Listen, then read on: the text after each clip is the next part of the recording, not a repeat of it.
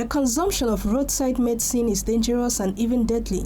Conserved in poor state and coming from suspicious sources, medics have cautioned the population on the side effects of such drugs. These roadside medicines, usually the source is questionable.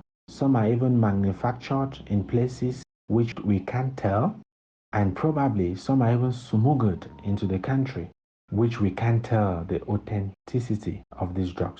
And as such, the quantity of the active principle of every drug, of such drug, is questionable. A patient may be taking a drug whose toxicity we cannot evaluate. Secondly, the patient may even be consuming what we call an underdose or an overdose. Self-medication in itself is as dangerous as obtaining drugs from unauthorized sources. The consequences are lethal. We do not know the source of this drug, especially when we get them from the roadside. 2, those selling those drugs to us are not trained pharmacists. 3, these drugs, there's a likelihood that we're going to have an underdosage or an overdosage.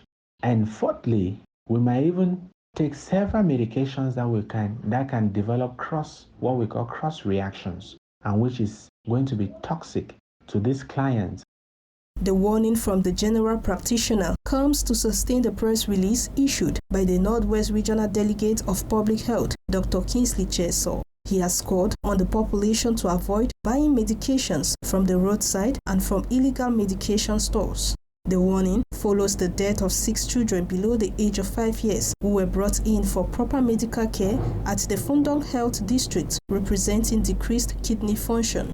The statement from the delegate indicates that the children consumed NATURCOLD, a suspected substandard cough syrup not authorized for marketing in Cameroon. As a result, the population has been encouraged to purchase their medications from authorized commercial pharmacies or legal health facilities.